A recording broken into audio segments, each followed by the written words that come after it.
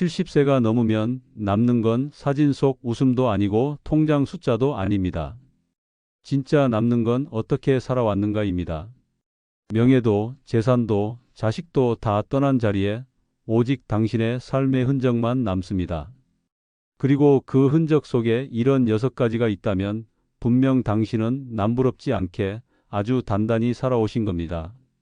지금부터 그 6가지 기준을 하나씩 확인해 보겠습니다. 놀라지 마십시오. 당신 이야기일 수도 있으니까요. 영상 시작 전 구독, 좋아요, 알림 설정 부탁드리며 주변의 소중한 분들에게 본 영상을 많이 공유하여 주시기 바랍니다. 첫 번째는 내 명의로 집 한 채 있다면 잘 살아오신 겁니다. 여러분, 이 말이 단순히 부동산 이야기라고 생각하시면 큰 오산입니다. 70세가 넘으면 집 한 채의 의미는 상상하시는 것보다 훨씬 더 깊고 절실합니다. 왜냐하면 이것이 단순한 거주지가 아니라 존재 증명이자 생존의 마지막 보루가 되기 때문입니다. 먼저 가장 현실적인 이야기부터 해보겠습니다.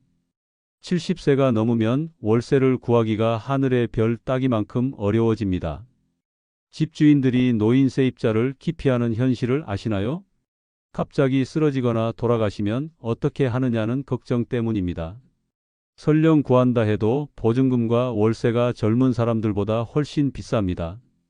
이런 상황에서 내 집이 있다는 것은 그야말로 생명줄과 같습니다. 하지만 더 중요한 것은 심리적 안정감입니다. 내 집이 있으면 아무도 쫓아낼 수 없다는 마음의 평화를 얻습니다. 이 평화로움이 얼마나 소중한지 집 없이 노년을 보내본 분들만이 알 수 있습니다. 매달 월세 걱정, 집주인 눈치, 언제 나가라고 할지 모르는 불안감에서 완전히 해방되는 것입니다. 그리고 자녀들과의 관계에서도 완전히 달라집니다. 솔직히 말씀드리면 부모님께 집이 있으면 자녀들의 태도가 확실히 다릅니다. 경제적 부담을 덜어준다는 안도감도 있고 나중에 상속받을 수 있다는 기대감도 있기 때문입니다. 반대로 집이 없으면 자녀들이 부모님의 주거비까지 책임져야 한다는 부담감을 갖게 됩니다. 또한 집은 응급 상황에서 최후의 보루 역할을 합니다.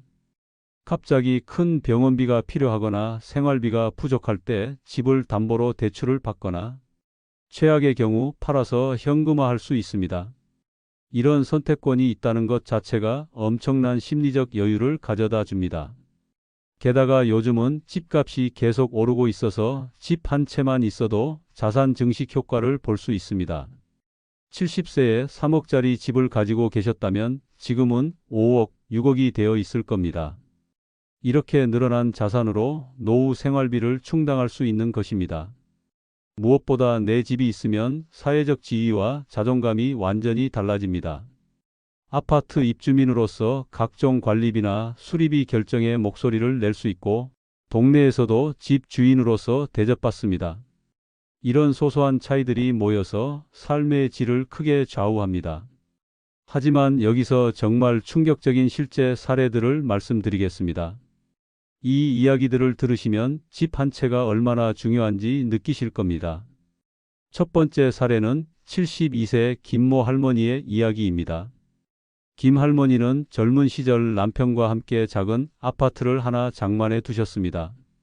별것 아닌 30평대 아파트였지만 그 집 하나가 김 할머니의 인생을 완전히 바꿔놓았습니다. 남편이 돌아가신 후 혼자가 된 김 할머니, 연금도 적고 자녀들도 각자 생활하기 바쁜 상황이었습니다. 하지만 집이 있어서 주거비 걱정 없이 지낼 수 있었고 집값이 오르면서 자산도 늘어났습니다. 더 놀라운 것은 김 할머니가 그 집을 담보로 연금을 받는 주택연금에 가입하신 겁니다. 매달 100만 원씩 받으면서도 계속 그 집에서 살 수 있었습니다. 김 할머니는 집 한 채가 내 평생을 책임져 주고 있다고 말씀하셨습니다. 자녀들도 부모님 생활비 걱정을 덜게 되어 가족 관계가 더욱 원만해졌습니다. 심지어 동네에서도 집 있는 할머니로 대접받으며 각종 모임의 중심 인물이 되셨습니다. 반면 두 번째 사례는 정말 가슴 아픈 이야기입니다. 75세 박모 할아버지는 평생 월세로만 사셨습니다. 젊은 시절에는 집값이 너무 비싸다, 언젠가는 떨어질 것이다라며 집 장만을 미루셨고 나이가 들어서는 이제 와서 집을 사봐야 뭐하나라고 생각하셨습니다. 하지만 70세가 넘어가면서 상황이 완전히 달라졌습니다. 월세 60만 원을 내던 집에서 갑자기 나가라는 통보를 받았습니다. 집주인이 재개발 때문에 비워달라는 것이었습니다. 새 집을 구하려고 해도 나이가 많다는 이유로 거절당하기 일쑤였습니다. 겨우 구한 집은 월세가 90만 원이나 되었습니다. 박 할아버지의 연금은 80만 원뿐이었는데 월세만으로도 부족한 상황이 된 것입니다. 결국 자녀들이 매달 생활비를 보태줘야 했고 이로 인해 가족 간의 갈등이 생겼습니다. 박 할아버지는 집 한 채만 있었어도 이런 고생은 안 했을 텐데라며 매일 후회하고 계십니다. 더욱 안타까운 것은 박 할아버지가 젊은 시절 집 대신 모아둔 돈들이 인플레이션으로 가치가 많이 떨어져서 지금은 전세금도 마련하기 어려운 상황이라는 점입니다. 이 두 사례를 보시면 알 수 있듯이 70세 이후에는 집 한 채의 유무가 정말로 천국과 지옥을 가르는 기준이 됩니다. 집이 있으면 든든한 노후를 보낼 수 있지만 없으면 매일이 불안과 걱정의 연속이 되는 것입니다. 두 번째, 자식과 꼭 붙어 살지 않아도 마음은 가깝습니다면 잘 살아오신 겁니다. 여러분, 이 말이 얼마나 중요한지 아시나요? 70세가 넘으면 자녀와의 관계가 인생의 행복을 좌우하는 가장 큰 요소가 됩니다. 그런데 많은 분들이 착각하고 계시는 것이 있습니다. 자녀와 물리적으로 가까이 살아야 관계가 좋다고 생각하시는 겁니다. 하지만 현실은 정반대입니다. 오히려 적당한 거리를 두고도 마음의 거리가 가깝다면 이것이야말로 최고의 부모-자식 관계라고 할 수 있습니다. 왜 그럴까요? 먼저 현대 사회의 변화를 봐야 합니다. 예전과 달리 지금은 자녀들이 결혼하면 독립하는 것이 당연한 시대입니다. 직장 때문에 멀리 떨어져 살아야 하는 경우도 많고 며느리나 사위와의 관계도 고려해야 합니다. 이런 상황에서 무작정 붙어 살려고 하면 오히려 갈등만 커집니다. 더 중요한 것은 서로의 독립성을 인정하는 관계입니다. 자녀가 멀리 살아도 자주 안부를 물어보고 중요한 일이 있을 때 진심으로 걱정해주고 필요할 때 언제든 달려올 준비가 되어 있다면 이보다 더 좋은 관계가 어디 있겠습니까? 이런 관계를 만들어내신 분들은 정말로 자녀 교육을 잘하신 겁니다. 실제로 이런 관계를 유지하려면 엄청난 지혜와 인내가 필요합니다. 자녀가 어릴 때부터 독립심을 길러주고 간섭하지 않으면서도 사랑을 표현하고 자녀의 선택을 존중해야 합니다. 그리고 무엇보다 자녀에게 경제적, 정서적 부담을 주지 않으면서도 든든한 버팀목이 되어야 합니다. 이런 관계의 가장 큰 장점은 스트레스가 없다는 것입니다. 매일 얼굴을 맞대고 살면서 생기는 크고 작은 갈등들, 생활 패턴의 차이, 가치관의 충돌 등이 전혀 없습니다. 대신 만날 때마다 반갑고 대화할 거리도 풍부하고 서로에 대한 그리움과 소중함을 느낄 수 있습니다. 또한 각자의 사생활도 보장됩니다. 부모님은 부모님대로 자유롭게 취미 생활을 하고 친구들을 만날 수 있고 자녀들은 자녀들대로 자신만의 가정을 꾸려갈 수 있습니다. 이런 여유로움이 오히려 관계를 더욱 돈독하게 만들어줍니다. 게다가 요즘은 기술이 발달해서 멀리 떨어져 있어도 얼마든지 소통할 수 있습니다. 화상통화로 얼굴을 보며 대화하고 사진과 영상을 공유하며 일상을 나눌 수 있습니다. 어떤 면에서는 예전보다 더 가깝게 지낼 수 있는 환경이 되었습니다. 하지만 무엇보다 중요한 것은 마음의 거리입니다. 물리적으로 멀리 떨어져 있어도 자녀가 부모님을 진심으로 걱정하고 사랑한다면 부모님도 자녀의 행복을 진심으로 바라고 응원한다면 이보다 더 아름다운 관계가 어디 있겠습니까? 이런 관계를 만들어내신 분들은 자녀로부터 진정한 존경을 받습니다. 우리 부모님은 정말 지혜로우시다. 우리를 믿고 맡겨주신다는 마음을 갖게 만드는 것입니다. 이런 부모님일수록 자녀들이 더 자주 연락하고 더 자주 찾아뵙고 더 많은 관심을 보입니다. 반대로 자녀와 붙어 살면서도 갈등이 끊이지 않는 가정들을 보면 정말 안타깝습니다. 서로 스트레스만 주고받으며 관계가 악화되는 경우가 너무 많습니다. 이런 상황에서는 가까이 있는 것이 오히려 독이 됩니다. 그런데 여기서 정말 극명하게 대비되는 두 가지 실제 사례를 말씀드리겠습니다. 이 이야기들을 들으시면 자녀와의 올바른 관계가 얼마나 중요한지 뼈저리게 느끼실 겁니다. 첫 번째는 73세 이모 할머니의 놀라운 이야기입니다. 이 할머니는 세 자녀를 모두 서울에서 키우셨지만 자녀들이 결혼하면서 각각 부산, 대구, 광주로 흩어져 살았습니다. 처음에는 서운하셨지만 할머니는 현명한 선택을 하셨습니다. 자녀들의 독립을 인정하고 응원해 주신 것입니다. 매주 화상통화로 안부를 묻고 손자, 손녀들 사진을 받아보며 기뻐하시고 자녀들이 힘들어할 때는 격려의 말씀을 아끼지 않으셨습니다. 그 결과가 어떻게 되었을까요? 자녀들이 번갈아가며 매달 서울로 올라와서 할머니를 뵙습니다. 명절이나 생신 때는 온 가족이 모여서 성대한 잔치를 벌입니다. 더 놀라운 것은 자녀들이 엄마 모시고 여행 가자며 해외여행까지 모시고 다닌다는 점입니다. 할머니는 내가 아이들을 놓아줬더니 오히려 더 가까워졌다며 행복해 하십니다. 동네 사람들도 저 할머니 자식들 효도 정말 잘한다며 부러워합니다. 할머니의 지혜로운 사랑이 만들어낸 기적 같은 이야기입니다. 하지만 두 번째 사례는 정말 가슴 아픈 현실을 보여줍니다. 76세 박모 할아버지는 큰아들 가족과 함께 살고 계십니다. 겉으로 보면 복받은 노인 같지만 실상은 전혀 다릅니다. 며느리와는 사사건건 충돌하고 손자들과도 세대 차이로 갈등이 끊이지 않습니다. 할아버지는 내가 이 집 주인인데 왜 눈치를 봐야 하나라며 불만을 토로하시고 며느리는 시아버지 때문에 우리 집이 편할 날이 없다며 스트레스를 호소합니다. 결국 큰아들은 아버지와 아내 사이에서 샌드위치 신세가 되었고 둘째, 셋째 아들들은 형이 모시고 있으니까라며 점점 발길을 끊었습니다. 할아버지는 매일 자식들이 나를 버렸다며 원망하시지만 정작 자녀들은 아버지와 있으면 스트레스만 받는다며 피하고 있습니다. 더 비극적인 것은 할아버지가 돌아가신 후에도 자녀들 사이에 앙금이 남아서 가족이 완전히 뿔뿔이 흩어졌다는 점입니다. 가까이 살았지만 마음은 가장 멀었던 안타까운 사례입니다. 이 두 사례를 보시면 확실히 알 수 있습니다.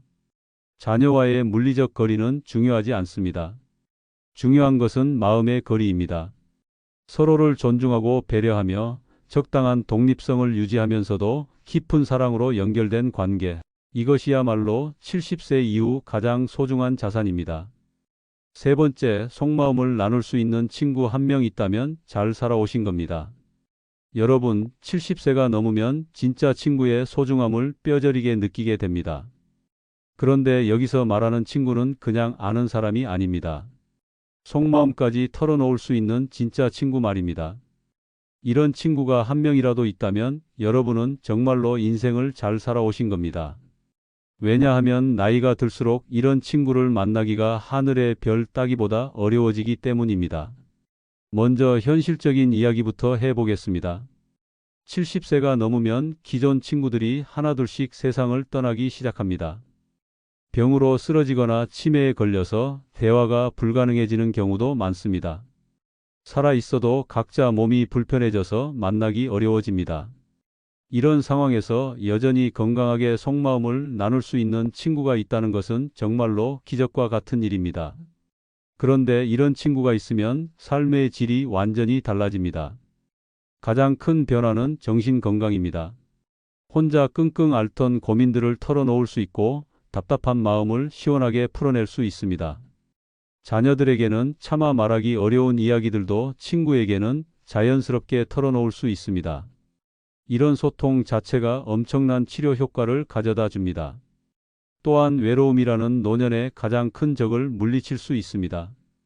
아무리 자녀들이 잘해줘도 세대 차이로 인한 소외감은 어쩔 수 없습니다. 하지만 비슷한 나이의 친구와는 어린 시절 추억부터 현재의 고민까지 모든 것을 공유할 수 있습니다. 같은 시대를 살아온 사람만이 이해할 수 있는 깊이 있는 대화가 가능한 것입니다. 더 놀라운 것은 이런 친구가 있으면 인지 능력도 훨씬 오래 유지됩니다. 정기적으로 만나서 대화하고 함께 활동하고 서로의 안부를 걱정하는 과정에서 뇌가 계속 활발하게 움직이기 때문입니다. 실제로 연구 결과에 따르면 친한 친구가 있는 노인들의 치매 발병률이 현저히 낮다고 합니다. 건강에도 직접적인 영향을 미칩니다. 친구와 함께 산책하고 같이 식사하고 서로 건강을 챙겨주는 과정에서 자연스럽게 건강 관리가 됩니다. 혼자 있으면 게을러지기 쉽지만 친구가 있으면 서로 자극을 주고받으며 활력을 유지할 수 있습니다. 무엇보다 이런 친구가 있으면 삶에 대한 의욕이 완전히 달라집니다. 내일 친구를 만나야지, 무슨 이야기를 할까, 어디를 가볼까라는 기대감이 생깁니다. 이런 작은 즐거움들이 모여서 삶의 원동력이 되는 것입니다. 하지만 이런 친구를 만들고 유지하는 것은 결코 쉬운 일이 아닙니다. 젊었을 때부터 꾸준히 인간관계에 투자해야 하고 상대방의 처지를 이해하고 배려하는 마음가짐이 있어야 합니다. 또한 자신도 좋은 친구가 되기 위해 노력해야 합니다. 이런 것들이 모두 갖춰진 분들만이 70세가 넘어서도 진정한 친구를 가질 수 있는 것입니다. 게다가 요즘은 개인주의 문화가 강해져서 깊은 인간관계를 맺기가 더욱 어려워졌습니다. 표면적인 관계는 많아도 속마음을 나눌 수 있는 깊은 관계는 드물어졌습니다. 이런 시대에 진정한 친구가 있다는 것은 정말로 값진 보물을 가진 것과 같습니다. 또한 이런 친구가 있으면 사회적 네트워크도 자연스럽게 유지됩니다. 친구를 통해 다른 사람들과도 만날 기회가 생기고 각종 모임이나 활동에도 참여하게 됩니다. 이런 사회적 연결고리가 노년기 삶의 질을 크게 좌우합니다. 무엇보다 이런 친구는 위기 상황에서 가장 든든한 지지자가 됩니다. 갑자기 아프거나 어려운 일이 생겼을 때 가장 먼저 달려와 줄 수 있는 사람입니다. 자녀들은 멀리 살거나 바쁠 수 있지만 가까운 친구는 즉시 도움을 줄 수 있습니다. 그럼 두 가지 실제 사례를 말씀드리겠습니다. 첫 번째는 74세 정모 할아버지와 그의 평생 친구 김모 할아버지의 감동적인 이야기입니다. 이 두 분은 초등학교 동창으로 70년 넘게 우정을 이어오고 계십니다. 젊은 시절에는 각자 바쁜 생활로 가끔 만났지만 은퇴 후에는 거의 매일 만나서 시간을 보냅니다. 정 할아버지가 당뇨병으로 쓰러졌을 때 김 할아버지는 매일 병원에 와서 간병을 도왔습니다. 반대로 김 할아버지가 아내를 잃고 절망에 빠졌을 때는 정 할아버지가 매일 찾아가서 위로해 주었습니다.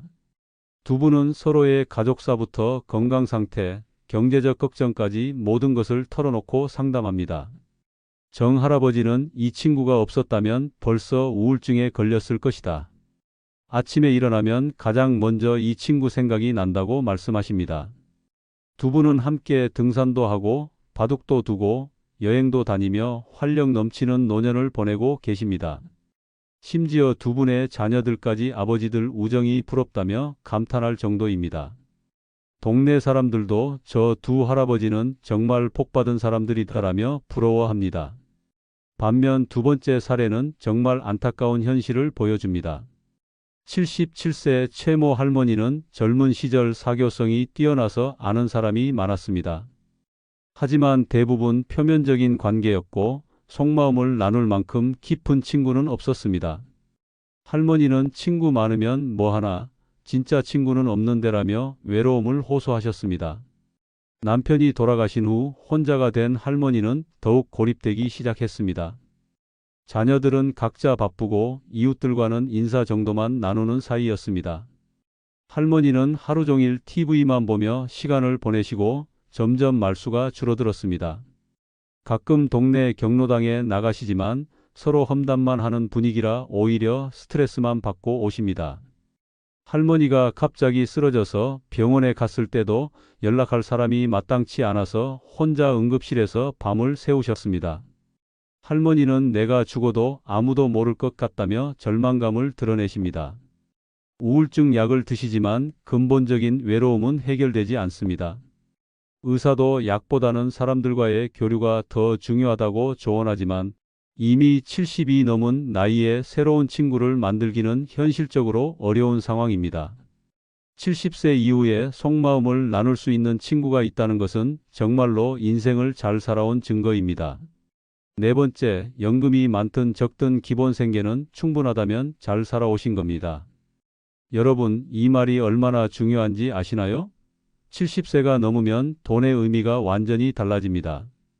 젊었을 때는 더 많이 벌어서 더 좋은 것을 사고 싶었지만 이 나이가 되면 기본적인 생계만 해결되어도 천국과 같습니다. 매달 들어오는 돈이 생활비를 충당할 수 있다는 것, 이것만으로도 여러분은 정말로 인생을 잘 살아오신 겁니다. 왜 그럴까요? 가장 큰 이유는 심리적 안정감입니다. 매달 일정한 수입이 보장된다는 것은 미래에 대한 불안감을 크게 줄여줍니다. 내일 먹을 것은 있을까? 병원비는 어떻게 마련하지? 전기요금은 낼 수 있을까라는 걱정에서 해방되는 것입니다. 이런 기본적인 걱정이 없어야 진정한 노후를 즐길 수 있습니다. 더 중요한 것은 자존감입니다. 아무리 나이가 들어도 경제적으로 독립되어 있다는 것은 엄청난 자부심을 가져다 줍니다. 자녀들에게 손 벌리지 않아도 되고 누구 눈치 보지 않고 살 수 있습니다. 이런 경제적 독립성이야말로 진정한 자유를 주는 것입니다. 그런데 여기서 중요한 것은 많든 적든이라는 부분입니다. 꼭 많은 연금이나 큰 재산이 있어야 하는 것이 아닙니다. 기본적인 의식주만 해결할 수 있으면 됩니다. 월 100만 원이든 200만 원이든 그 돈으로 생활이 가능하다면 그것으로 충분합니다. 욕심을 부리지 않고 현실에 만족할 줄 아는 지혜, 이것이 바로 잘 살아온 증거입니다. 실제로 많은 노인분들이 돈 때문에 고생하고 계십니다. 국민연금만으로는 부족하고 기초연금도 턱없이 적고 그렇다고 일자리를 구하기도 어려운 현실입니다. 이런 상황에서 기본 생계라도 해결할 수 있다면 정말로 감사한 일입니다. 또한 경제적 여유가 있으면 건강관리도 훨씬 수월해집니다. 좋은 음식을 사 먹을 수 있고 필요한 약을 구입할 수 있고 정기검진도 받을 수 있습니다. 병원비 걱정 없이 치료받을 수 있다는 것만으로도 큰 복입니다. 사회적 관계에서도 큰 차이가 납니다. 경제적으로 여유가 있으면 친구들과 만나서 식사도 하고 여행도 가고 취미 활동도 할 수 있습니다. 반대로 돈이 없으면 모든 모임에서 소외되고 집에만 있게 됩니다. 이런 차이가 삶의 질을 크게 좌우합니다. 게다가 자녀들과의 관계에서도 경제적 독립성은 매우 중요합니다. 부모가 경제적으로 자립하고 있으면 자녀들도 마음 편하게 지낼 수 있습니다. 반대로 부모가 경제적으로 의존하게 되면 자녀들에게 부담이 되고 이는 가족 관계에 악영향을 미칩니다. 무엇보다 이런 경제적 안정은 하루아침에 만들어지는 것이 아닙니다. 젊었을 때부터 차근차근 준비해온 결과입니다. 국민연금을 성실히 납부하고 개인연금이나 퇴직연금을 준비하고 부동산이나 예금 등으로 노후자금을 마련해온 것입니다. 이런 계획적인 준비가 있었기에 70세가 넘어서도 안정적인 생활이 가능한 것입니다. 또한 소비 패턴도 중요합니다. 젊었을 때 무분별하게 쓰지 않고 절약하는 습관을 길러온 분들은 적은 수입으로도 충분히 생활할 수 있습니다. 반대로 젊었을 때부터 과소비 습관이 있던 분들은 아무리 많은 수입이 있어도 부족함을 느낍니다. 건강관리도 경제적 부담과 직결됩니다. 젊었을 때부터 건강을 잘 관리해온 분들은 의료비 부담이 적지만 그렇지 못한 분들은 병원비만으로도 가계에 큰 부담이 됩니다. 이런 면에서도 전반적인 생활 관리가 경제적 안정과 연결되는 것입니다. 두 가지 실제 사례를 말씀드리겠습니다.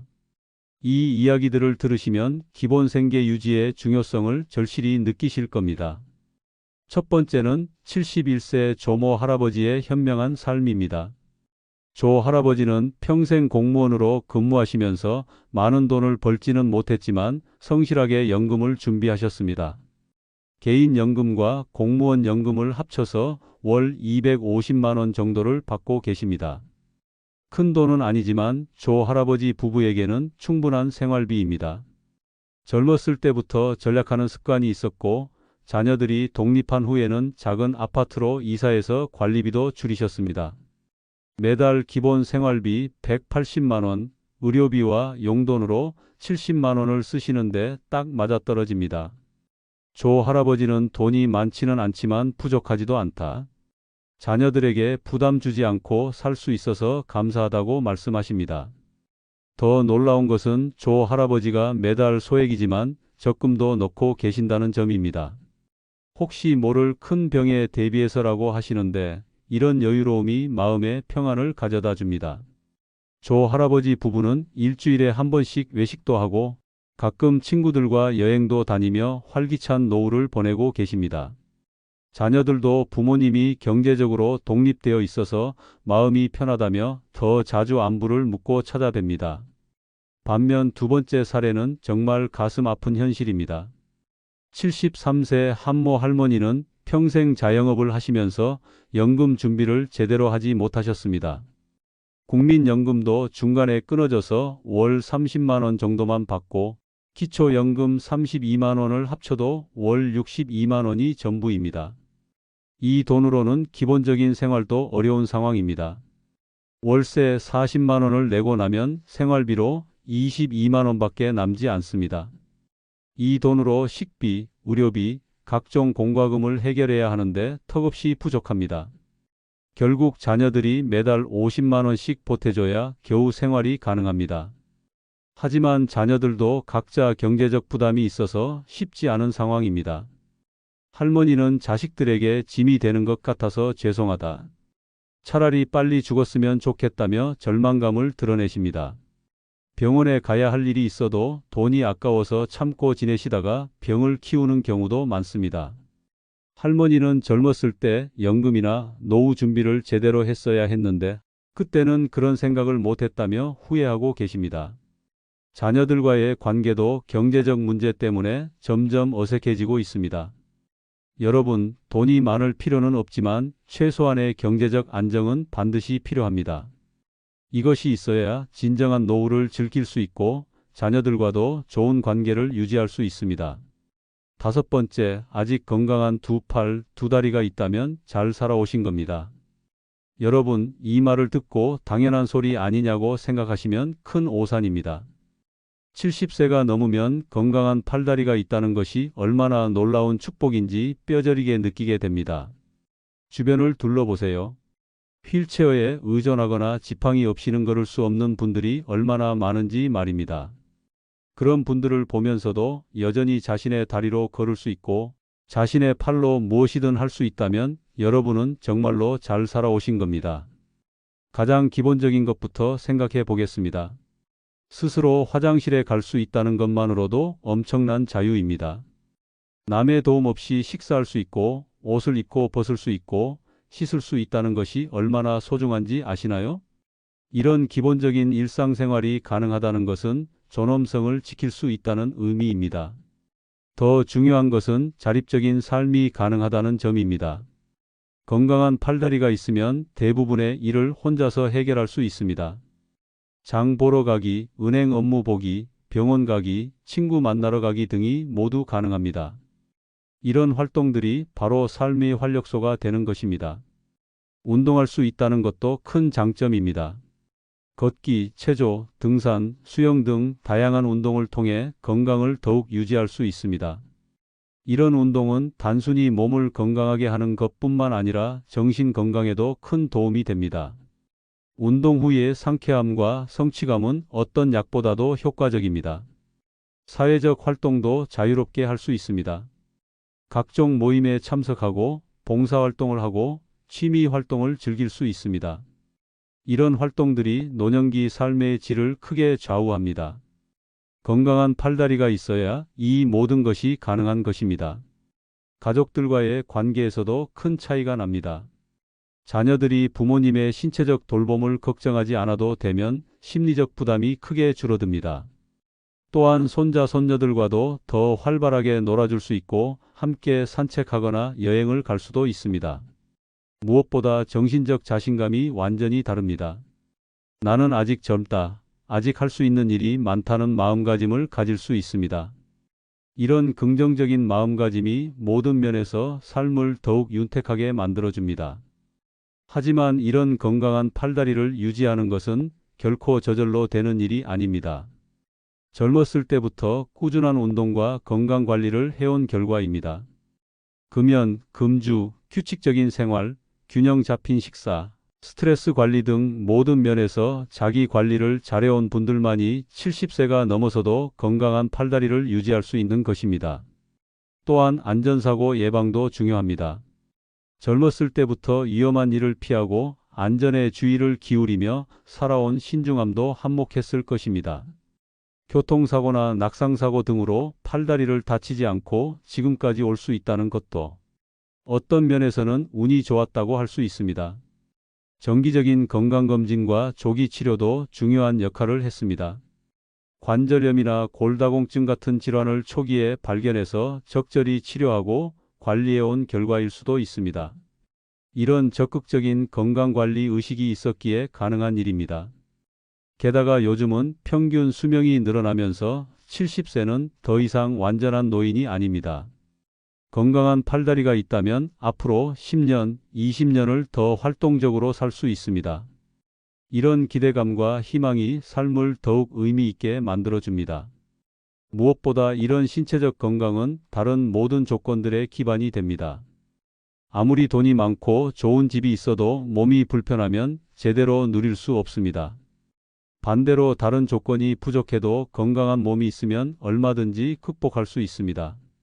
그런데 여기서 극명하게 대비되는 두 가지 실제 사례를 말씀드리겠습니다. 첫 번째는 76세 김모 할아버지의 활력 넘치는 삶입니다. 김 할아버지는 젊었을 때부터 운동을 좋아하셨고 은퇴 후에도 꾸준히 건강 관리를 해오셨습니다. 매일 아침 6시에 일어나서 1시간 동안 동네 뒷산을 오르내리고 오후에는 헬스장에서 근력 운동을 합니다. 놀라운 것은 김 할아버지가 아직도 자전거를 타고 시장에 장을 보러 다니신다는 점입니다. 심지어 손자와 함께 축구공을 차고 손녀와 함께 계단 오르기 경주를 할 정도로 팔다리가 튼튼합니다. 김 할아버지는 내 또래 친구들이 대부분 지팡이를 짚고 다니는데 나는 아직 맨몸으로 어디든 갈 수 있어서 정말 감사하다고 말씀하십니다. 더 놀라운 것은 김 할아버지가 동네 독거노인들을 위한 봉사활동을 하고 계신다는 점입니다. 몸이 불편한 할머니들의 집에 가서 전구도 갈아주고 무거운 물건도 옮겨드립니다. 자녀들도 아버지가 이렇게 건강하시니까 우리도 마음이 편하다.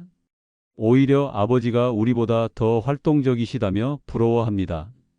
김 할아버지는 최근에 등산 동호회에 가입해서 전국 명산을 돌아다니는 것이 목표라고 하십니다. 반면 두 번째 사례는 정말 안타까운 현실을 보여줍니다. 72세 박모 할머니는 3년 전 뇌경색으로 쓰러지신 후 왼쪽 팔다리에 마비가 왔습니다. 오른쪽 팔다리는 움직일 수 있지만 왼쪽은 전혀 힘을 쓸 수 없는 상태입니다. 휠체어 없이는 이동이 불가능하고 식사나 옷 입기 같은 기본적인 일상생활도 혼자서는 어렵습니다.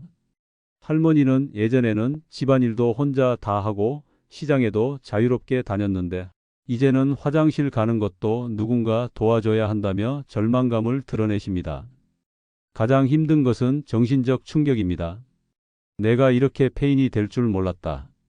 차라리 죽었으면 좋겠다는 말씀을 자주 하십니다. 자녀들은 번갈아가며 할머니를 돌보고 있지만 24시간 간병은 현실적으로 어려워서 요양보호사를 고용해야 했습니다. 이로 인한 경제적 부담도 만만치 않습니다. 할머니는 젊었을 때 운동 좀 하고 건강관리를 했어야 했는데 그때는 몰랐다. 건강할 때는 건강한 줄 모르고 산다며 후회하고 계십니다. 더욱 안타까운 것은 할머니가 예전에 좋아했던 화초 기르기, 요리하기, 친구들과 만나기 등 모든 활동을 포기해야 했다는 점입니다. 이 두 사례를 보시면 건강한 팔다리의 중요성을 확실히 알 수 있습니다. 같은 70대라도 신체 건강 상태에 따라 삶의 질이 하늘과 땅 차이입니다.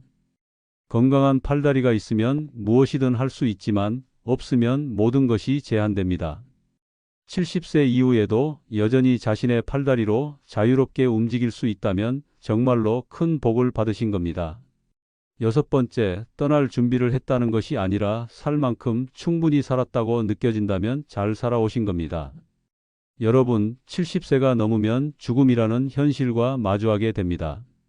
하지만 여기서 중요한 것은 죽음을 두려워하는 것이 아니라 지금까지의 삶에 대한 만족감입니다. 나는 정말 열심히 살았다. 후회 없이 살았다. 이제 언제 떠나도 괜찮다는 마음의 평화를 느낄 수 있다면 여러분은 진정으로 성공한 인생을 사신 겁니다.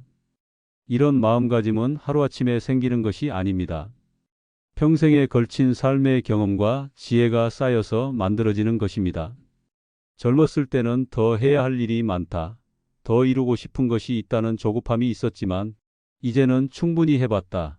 이 정도면 됐다는 여유로움을 가질 수 있는 것입니다. 가장 중요한 것은 자신의 인생에 대한 긍정적 평가입니다. 완벽하지 않았을 수도 있고 실수도 많았을 수도 있지만 전체적으로 보면 나름대로 최선을 다했다는 만족감을 느끼는 것입니다. 이런 자기 수용과 인정이야말로 진정한 성숙함의 증거입니다. 또한 이런 마음가짐은 주변 사람들에게도 큰 영향을 미칩니다. 삶에 만족하고 평화로운 모습을 보이는 노인은 자녀들에게도 안도감을 줍니다. 부모님이 후회 없이 사셨구나, 편안해 하시는구나라는 생각을 갖게 만드는 것입니다. 이는 가족 전체에 긍정적인 에너지를 전해줍니다. 무엇보다 이런 마음의 평화는 남은 시간을 더욱 의미 있게 보낼 수 있게 해줍니다. 과거에 대한 후회나 미래에 대한 불안에 시달리지 않고 현재 순간을 온전히 즐길 수 있는 것입니다. 매일매일이 보너스처럼 느껴지고 작은 일상의 행복도 크게 느낄 수 있습니다. 이런 만족감은 여러 가지 요소에서 나옵니다. 자녀를 잘 키워서 독립시켰다는 성취감, 직장에서 성실하게 일했다는 자부심, 어려운 시절을 견뎌냈다는 인내력, 가족과 좋은 관계를 유지했다는 뿌듯함 등이 모두 포함됩니다. 또한 자신만의 가치관과 철학을 확립한 것도 중요합니다. 돈이 전부가 아니다. 관계가 더 중요하다 또는 성공보다는 행복이 더 의미 있다 같은 자신만의 인생 철학을 가지고 그에 따라 살아온 것에 대한 만족감입니다. 실패와 좌절을 겪었어도 그것들로부터 배움을 얻었다는 지혜도 포함됩니다. 그때는 힘들었지만 지금 생각해보니 그것도 나를 성장시킨 소중한 경험이었다는 마음가짐을 가질 수 있는 것입니다. 무엇보다 이런 마음의 평화는 다른 사람들과의 비교에서 벗어난 것입니다. 누구는 더 성공했다, 누구는 더 부자다라는 비교 의식에서 해방되어 나는 나대로 최선을 다했다는 자기 긍정을 하는 것입니다. 또한 베풀며 살았다는 기억도 큰 만족감을 줍니다. 가족을 위해 희생했던 일들, 어려운 이웃을 도왔던 기억들, 사회에 기여했던 경험들이 모두 삶의 의미를 더해주는 것입니다.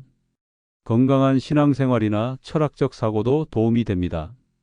죽음 이후의 세계에 대한 확신이나 자연의 순리에 대한 이해가 죽음에 대한 두려움을 줄여주고 평안함을 가져다 줍니다. 두 가지 실제 사례를 말씀드리겠습니다. 첫 번째는 78세 오모 할머니의 평안한 삶입니다. 오 할머니는 한국 전쟁을 겪으며 어려운 시절을 보내셨지만 네 자녀를 모두 대학까지 보내고 각자의 길을 갈 수 있도록 뒷바라지해 주셨습니다. 남편과는 50년을 해로하며 금슬 좋게 지내다가 5년 전 남편을 하늘나라로 보내드렸습니다. 할머니는 내 인생 정말 알차게 살았다. 전쟁도 겪어봤고 가난도 겪어봤고 자식 키우는 기쁨도 알았고 사랑하는 사람과 함께하는 행복도 누렸다고 말씀하십니다. 특히 할머니는 내가 죽으면 자식들이 엄마는 정말 고생 많이 하셨다. 이제 편히 쉬세요 라고 말해줄 것 같다. 그 말을 들을 수 있을 만큼 최선을 다해 살았다며 만족스러워 하십니다. 할머니는 매일 아침 일어나면 오늘도 하루를 더 받았구나 라며 감사 기도를 드립니다. 동네 경로당에서 다른 할머니들과 담소를 나누고 손자 손녀들과 화상 통화하며 일상을 즐기십니다. 가장 놀라운 것은 할머니가 언제 떠나도 후회 없다. 오히려 더 살면 자식들에게 부담될까봐 걱정이다라고 담담하게 말씀하신다는 점입니다. 자녀들도 어머니가 이렇게 평안해 하시니까 우리도 마음이 편하다며 할머니의 지혜로운 모습을 존경합니다. 반면 두 번째 사례는 정말 안타까운 현실을 보여줍니다. 75세 장모 할아버지는 평생 사업가로 활동하셨지만 말년에 사업이 망하면서 큰 좌절을 겪으셨습니다. 할아버지는 내가 뭘 위해 살았나 싶다. 평생 돈만 쫓아다니다가 결국 빈털터리가 됐다며 자책하고 계십니다. 더 큰 문제는 할아버지가 사업에만 몰두하느라 가족과의 시간을 소홀히 했다는 후회입니다. 자식들이 어릴 때 같이 놀아주지 못했고 아내와도 제대로 된 대화를 나누지 못했다며 괴로워하십니다. 할아버지는 매일 내가 다시 젊어진다면 절대 이렇게 살지 않을 텐데라며 과거에 대한 후회로 가득합니다. 자녀들과의 관계도 어색합니다. 할아버지가 계속 과거 이야기만 하고 후회하는 모습을 보이니까 자녀들도 어떻게 대해야 할지 모르겠다고 합니다. 가장 안타까운 것은 할아버지가 아직 할 일이 너무 많다. 죽을 수는 없다며 죽음에 대한 극도의 두려움을 보인다는 점입니다. 하지만 정작 무엇을 해야 할지는 모르는 상태입니다. 할아버지는 내 인생이 이렇게 끝나면 안 된다. 뭔가 더 해야 한다며 조급해하지만 구체적인 계획이나 목표는 없어서 더욱 혼란스러워하고 계십니다. 이 두 사례를 보시면 삶에 대한 만족감과 수용이 얼마나 중요한지 알 수 있습니다.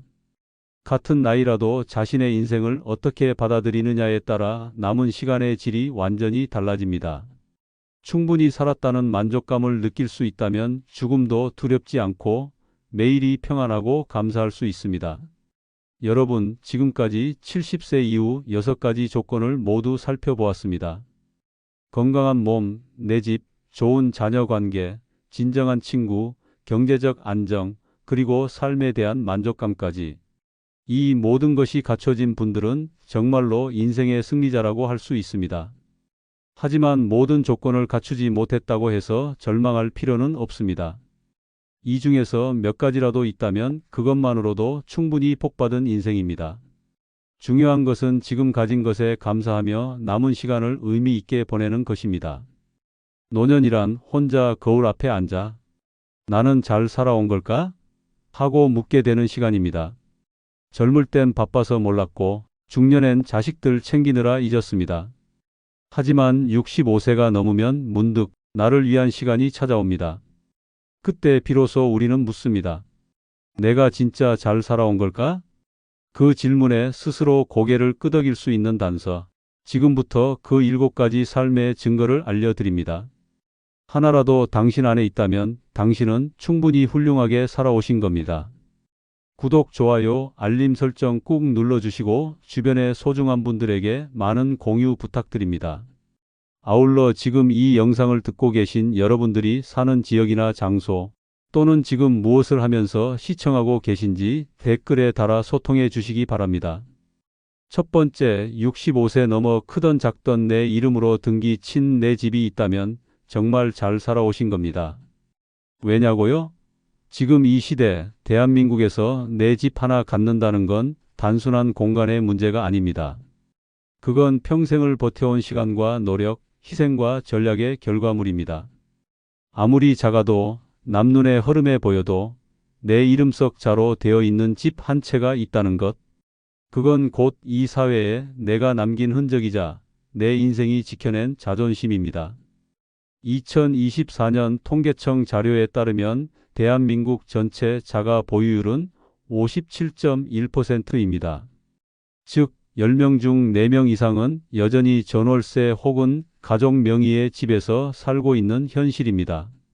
특히 65세 이상 노인의 자가 소유 비율은 70%를 넘지만 이 중 절반 가까이는 자식 명의로 돌려놓거나 상속 문제로 소유권을 내려놓는 경우도 많습니다.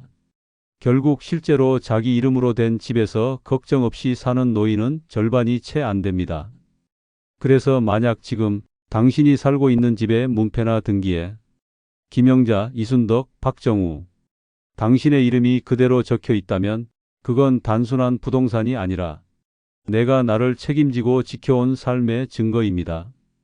경기 군포에 사는 서재임 씨는 평생을 전셋집에서 살았습니다.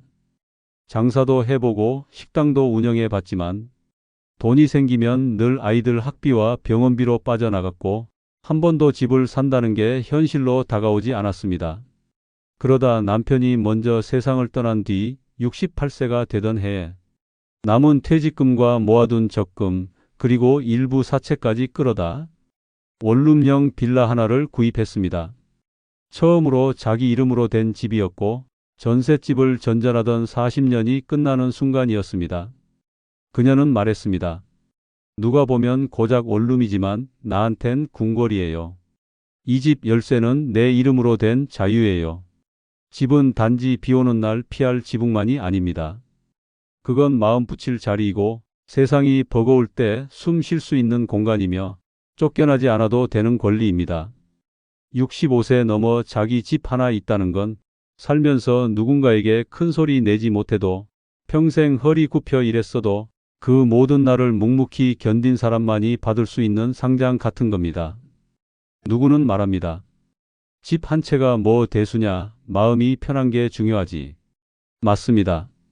마음이 편한 게 제일 중요하죠. 하지만 내 집이 있다는 건 그 마음의 평안을 가능하게 해주는 가장 현실적인 조건이기도 합니다. 누구 눈에도 작아 보이는 집일 수 있습니다. 하지만 그 안에 당신의 삶 전체가 담겨 있다면 그 집은 결코 작지 않습니다. 그리고 그런 집을 당신 스스로 마련해냈다면 당신은 정말 멋지게 참 잘 살아오신 겁니다.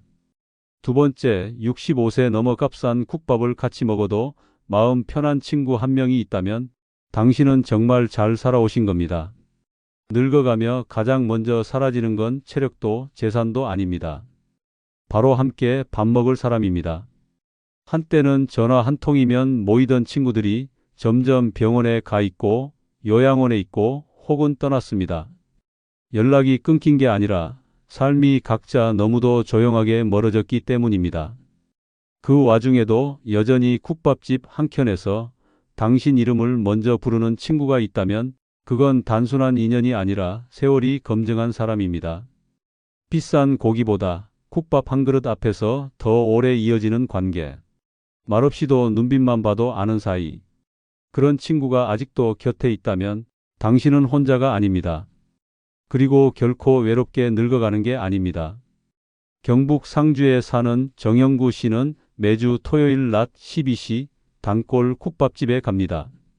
거기엔 50년 지기 친구 강동윤 씨가 먼저 와 앉아 있습니다. 주문은 말할 것도 없습니다. 두 분 똑같이요? 국밥 둘, 깍두기 한 접시, 사이다 하나. 그 구성이 10년째 바뀌지 않았습니다.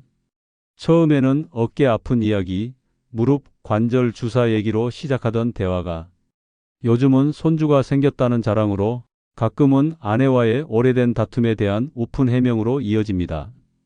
어느 날은 한마디도 하지 않고 그냥 밥만 먹다 일어난 날도 있었습니다. 그래도 괜찮았습니다. 정영구 씨는 말합니다. 이 나이엔 말도 사치야.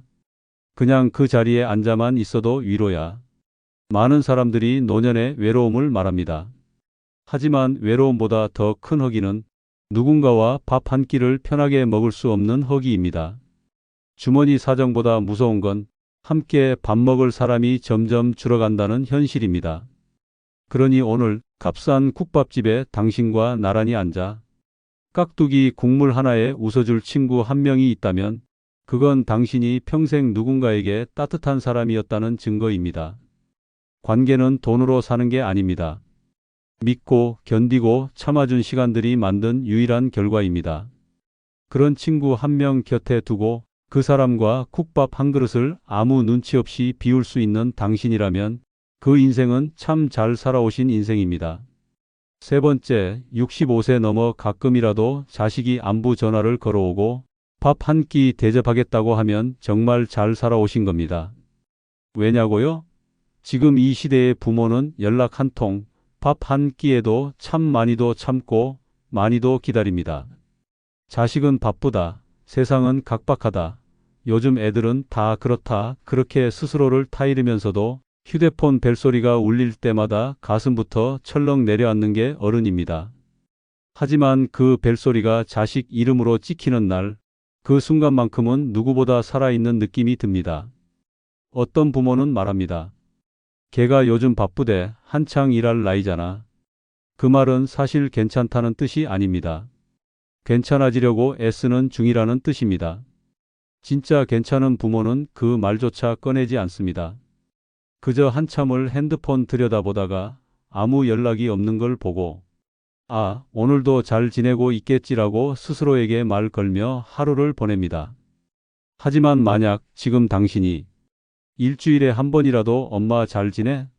아버지 뭐 드셨어요? 이런 안부 전화를 받는다면 한 달에 한 번이라도 이번엔 제가 살게요 라며 밥값을 내는 자식을 마주한다면 당신은 누가 뭐래도 잘 살아오신 겁니다. 부산 사하구에 사는 황남순 씨는 평생을 식당일 하며 두 자녀를 키웠습니다. 오전 5시에 가게 문을 열고 저녁 10시에 마감하는 날들이 30년 넘게 이어졌습니다. 아이들이 대학에 가고 취업하고 결혼할 때까지 단 하루도 자신을 위해 돈을 써본 적이 없었습니다. 그러다 70세가 넘은 어느 날 큰아들이 전화를 걸어 말했습니다. 엄마, 이번 주말엔 고기 먹으러 가요. 내가 예약했어요. 그날 저녁 황 씨는 처음으로 자식이 사주는 밥상 앞에 앉았습니다. 삼겹살이 구워지는 소리보다 더 따뜻했던 건 아들이 손수 물을 따라주며 말한 한마디였습니다. 엄마, 그동안 너무 고생했어요. 황 씨는 말했습니다. 그 한마디에 30년 설거지가 다 씻겨 내려가는 기분이었어요. 많은 부모가 자식에게 바라는 건 크지 않습니다. 비싼 선물도 아니고 자주 오는 방문도 아닙니다. 그저 내가 잊히지 않았구나. 이 사실 하나만 확인되면 그걸로 마음은 이미 반 이상 채워집니다. 65세 넘어 자식이 먼저 안부를 물을 줄 알고 밥값을 자기가 내겠다고 말하며 부모의 수저를 챙기는 사람으로 자랐다면 그건 당신이 사랑을 강요하지 않고 서운함을 쌓아두지 않고 자식과의 관계를 참 지혜롭게 쌓아온 결과입니다. 세상에 수많은 부모가 있지만 그중 일부만이 자식의 마음을 자연스럽게 얻는 부모가 됩니다. 그게 얼마나 어려운지 당신은 이미 너무 잘 아실 겁니다. 그러니 지금 당신이 가끔이라도 자식의 전화 한 통, 자식이 사주는 밥 한 끼를 받고 있다면 당신은 누구보다 위대한 부모로서 인생을 잘 살아온 사람입니다. 네 번째, 65세 넘어 상처받은 말을 반복하지 않는다면 잘 살아오신 겁니다. 왜냐고요? 나이 들수록 사람은 입보다 기억이 먼저 늙습니다. 그런데도 이상하게 아픈 말만은 또렷하게 기억에 남습니다. 내가 뭘 안다고 그래? 그래서 결국 아무것도 못했잖아. 그때 그 일만 아니었어도. 이런 말들은 칼보다 날카롭습니다. 스쳐 지나간 듯한 한마디에 사람은 수십 년을 마음속에 피멍이 든 채 살아갑니다. 가장 무서운 건 그 말을 자꾸 입 밖에 꺼낸다는 겁니다. 내가 그 말 듣고 얼마나 무너졌는지 알아? 그때 그 인간이 나한테 어떻게 했는지 지금도 기억나. 내가 바보라서 다 참은 거야. 그렇게 우리는 자신이 받은 상처를 말이라는 칼로 다시 꺼내요. 매일같이 스스로를 찌르곤 합니다. 그런데 만약 지금 당신이 그 상처를 더 이상 입에 올리지 않고 되새기지 않고 묻고 흘려보낼 수 있다면 당신은 삶을 정말 강하게, 깊게, 아름답게 살아오신 겁니다. 충북 청주에 사는 노정혜 씨는 한때 자식들에게조차 말하지 못할 만큼 큰 배신을 겪었습니다.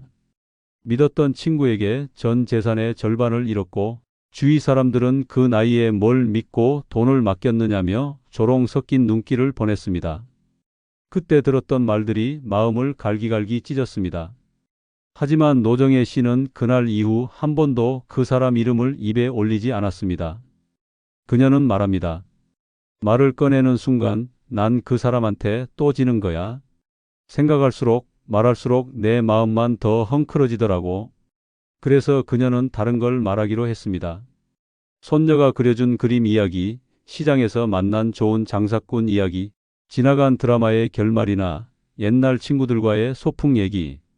그녀의 입에서 나오는 말은 따뜻하고 부드럽고 사람을 웃게 만듭니다. 그 말만 안 꺼내도 마음이 덜 상해요. 그게 내가 나한테 해준 제일 좋은 선물이야. 많은 사람이 나이가 들면 지혜로워진다고 생각합니다. 하지만 진짜 지혜는 남의 잘못을 오래 기억하지 않는 능력입니다. 그 말이 옳았든 틀렸든 혹은 너무 잔인했든 그걸 입 밖에 내지 않고 묻어둘 줄 아는 사람. 그 사람은 이미 자기 마음의 주인입니다.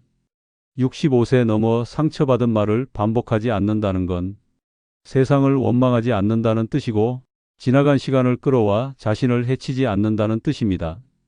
그런 삶은 조용하지만 단단합니다. 누구에게도 흔들리지 않는 자신만의 중심을 가지고 있다는 증거입니다. 만약 지금 당신이 누구에게 들었던 아픈 말을 이제는 꺼내지 않고 오히려 그 기억 위에 따뜻한 하루를 덧칠하고 있다면 당신은 아주 지혜롭고 멋지게 이 나이까지 잘 살아오신 겁니다. 다섯 번째, 65세 넘어 내가 가고 싶은 곳에 갈 수 있고 내가 먹고 싶은 음식을 사 먹을 수 있는 경제력이 있다면 잘 살아오신 겁니다. 왜냐고요? 그 나이에 가장 서러운 건 가고 싶어서 못 가고 먹고 싶어서 못 먹는 현실이기 때문입니다. 지하철 요금 아까워서 버스를 2번 갈아타고 떡볶이 한 그릇 앞에서 괜히 배탈 날지도 몰라라는 핑계로 뒤돌아서는 순간 사실 그건 몸이 아니라 통장이 아파서 그런 경우가 많습니다. 누군가는 말합니다. 그 나이에 무슨 사치를 부리냐, 이제는 욕심 줄여야지. 하지만 그건 사치가 아니라 삶의 자존감입니다. 내가 벌어서 내가 모은 돈으로 내가 나를 대접할 수 있는 능력. 그게 없다면 마음은 점점 작아지고 세상에서 나의 자리는 점점 줄어듭니다. 대구에 사는 김현정 씨는 70이 넘어서도 매달 자신만의 데이트 통장을 씁니다. 어릴 때부터 여행을 좋아했던 그는 젊은 시절에도 아르바이트로 모은 돈으로 전국 곳곳을 돌아다녔습니다. 결혼 후에는 남편과 아이들 키우느라 30년 넘게 자신의 여행은 미뤘지만 퇴직 후 65세가 되던 해에 첫 독립여행을 시작했습니다. 부산에서 여수까지 기차 타고 혼자 떠났습니다. 그녀는 말합니다. 누구 허락 안 받아도 된다는 게 얼마나 자유로운지 몰라요. 가고 싶으면 가고 걷다가 배고프면 칼국수 한 그릇 사 먹을 수 있는 그 자유. 그게 내가 평생 지켜온 내 돈의 가치예요. 사실 나이 들어 가장 큰 두려움은 몸이 아플까 봐서가 아니라 돈 앞에서 작아질까 봐입니다. 자식 눈치 보며 생활비를 받거나 통장 잔액을 세며 병원비를 걱정할 때 사람은 스스로가 작아졌다고 느낍니다. 하지만 내가 버스 타고 마트 가서 내가 고른 반찬거리로 밥을 해 먹고 한 달에 한 번쯤은 남이 차려주는 밥상 앞에서 오늘은 내가 낸다고 말할 수 있다면 그 사람은 경제적으로도 정신적으로도 독립한 사람입니다. 65세 넘어 그 힘을 지니고 있다는 건 오랜 시간 지켜온 근면과 전략, 인내와 선택이 결국 나를 위한 자산이 되었다는 뜻입니다. 누구는 말합니다. 노후는 준비가 아니라 실력이다. 맞습니다. 지금 내 손에 있는 돈이 얼마냐가 중요한 게 아니라 그 돈을 어디에 쓰고 싶은지를 내가 결정할 수 있느냐가 진짜 실력입니다. 만약 지금 당신이 가고 싶은 여행지를 스스로 정하고 먹고 싶은 음식을 돈 걱정 없이 고를 수 있으며 누구 눈치도 보지 않고 내 삶의 지갑을 내가 열고 있다면 그건 누구보다 치열하게, 묵묵하게 당신 자신을 위해 살아온 결과입니다. 그리고 그런 당신은 정말 잘 살아오신 겁니다. 여섯 번째, 65세 넘어 미운 사람 없이 잠든다면 잘 살아오신 겁니다. 왜냐고요? 평생 쌓인 미움이 쌓이고 굳어지면 마음보다 먼저 몸이 병듭니다. 그 사람 얼굴만 떠올려도 치밀어 오르던 분노, 밤마다 되새김질하던 억울함, 가슴 깊숙이 내리꽂힌 서운함. 그 모든 감정들을 지금은 잊고 자자하고 내려놓을 수 있는 사람이야말로 진짜 강한 사람입니다. 젊을 땐 맞고 틀림이 중요했습니다. 누가 나를 무시했는지, 왜 그 말을 나한테 했는지, 저 사람은 어떻게 그럴 수 있는지 매일 생각하다 보면 마음이 굳어집니다. 그렇게 굳은 마음은 결국 표정도 굳히고 말투도 날카롭게 만듭니다. 하지만 어느 순간부터 사람은 압니다. 미운 감정을 오래 쥐고 있을수록 내가 늙는다는 걸, 성남에 사는 고윤정 씨는 70이 넘어서야 이 사실을 깨달았습니다. 30년을 미워한 사람이 있었습니다.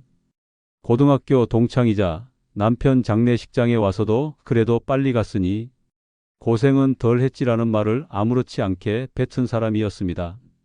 그 말이 마음을 찔렀고 고윤정 씨는 그날 이후 그 사람 얼굴만 봐도 미간에 주름이 생겼습니다.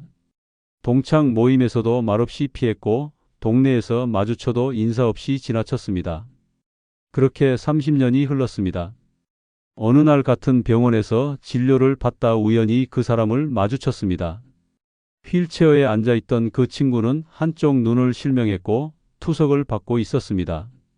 고윤정 씨는 말없이 다가가 물 한 컵을 건넸습니다. 그 사람이 울먹이며 말했습니다. 그날 내가 너무 무심했지? 그 말 지금까지 기억하고 있었구나. 그 순간 고윤정 씨의 가슴에 맺혀있던 감정이 주르륵 흘러내렸습니다.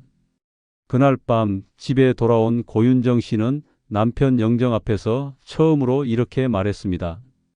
여보, 나 이제 그 사람 미워하지 않아. 나 오늘 조금 가벼워졌어. 사람은 미워하면서 늙지 않습니다.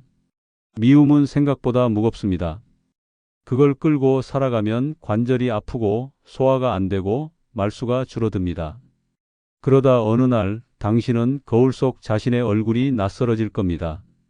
하지만 만약 지금 당신이 누구도 미워하지 않고 마음속에 그 사람만 아니었으면이라는 말 없이 고요한 밤을 맞이할 수 있다면 당신은 아주 단단하고 깊이 있는 삶을 살아오신 겁니다.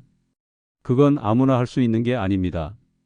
상처받고도 품고 이해하고도 비우는 것, 그런 마음을 지켜온 당신은 정말 잘 살아오신 겁니다.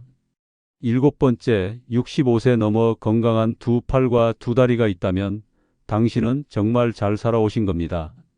왜냐고요? 병원에 가보면 단박에 알게 됩니다. 걸어 들어오는 노인보다 휠체어에 앉아 들어오는 노인이 더 많고 진료실에서 팔을 제대로 못 올리는 분들이 수두룩합니다. 팔을 들어 머리를 감는 게 고역이고 계단 한 칸을 오르내릴 때마다 숨이 턱까지 차오릅니다.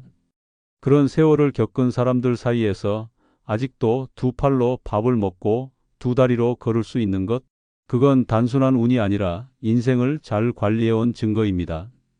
보건복지부가 발표한 2023년 노인 실태 조사에 따르면 65세 이상 노인 중 약 55%는 관절염, 근골격계 통증, 허리 디스크 등으로 일상생활에 불편함을 겪고 있으며 약 32%는 보행 보조기기나 지팡이에 의존하고 있습니다. 또한 65세 이상 외래진료 사유 중 1위가 무릎 및 척추 관련 질환으로 팔과 다리의 통증은 노인에게 가장 흔하고 지속적인 고통이라는 걸 보여줍니다. 서울 강북구에 사는 고재은 씨는 병원에서 물리치료를 받으며 이런 말을 했습니다. 나 젊었을 땐 두부 한 모 훌쩍 들고 시장 오르내렸어. 근데 지금은 수건 하나도 들 힘이 없어. 아프니까 사람이 작아져. 고 씨는 평생 무릎이 튼튼하다는 게 자랑이었지만 65세 이후 꾸준히 찾아온 관절 통증 앞에서 결국 걷기 수업을 신청하게 되었습니다. 그는 이제 지팡이를 짚고 엘리베이터만 있는 건물만 찾습니다. 다리가 무너지니까 세상이 경사처럼 보여요. 그가 한 말입니다. 하지만 당신은 오늘 두 다리로 일어나 집안을 돌고 시장을 거닐며 계단을 내려와 약국에 갈 수 있습니다. 두 팔로 밥그릇을 들고 옷을 입고 머리를 빗고 세수를 합니다. 누구의 도움도 받지 않고 내 몸 하나 스스로 움직일 수 있다는 것, 그건 상상 이상으로 귀한 일입니다. 많은 이들이 건강을 특별함으로 생각합니다. 하지만 노년의 건강은 정상이 아닌 예외입니다. 어느 날 갑자기 찾아오는 뼈마디의 저림, 계단 오르다 터져버리는 무릎 연골, 손끝이 떨려 숟가락을 놓치는 순간, 그제야 우리는 알게 됩니다. 두 팔 두 다리가 내 것이었을 때가 얼마나 고마운 시간이었는지를. 그러니 지금 당신이 이 글을 읽는 이 순간에도 스스로 앉고 서고 걷고 있다면 그건 분명히 축복입니다. 누구보다 자기 몸을 아끼며 작은 통증도 무시하지 않고 자신의 몸을 성실히 관리해온 사람만이 누릴 수 있는 결과입니다. 65세 넘어 건강한 두 팔과 두 다리가 남아 있다는 건 단지 걷고 움직일 수 있다는 의미가 아닙니다. 세상과 연결되어 있다는 증거이고 누군가의 도움 없이도 내 삶을 내 힘으로 유지할 수 있다는 자존감의 표현입니다. 그런 몸을 지니고 이 나이까지 왔다면 당신은 참 단단하게 그리고 멋지게 살아오신 겁니다.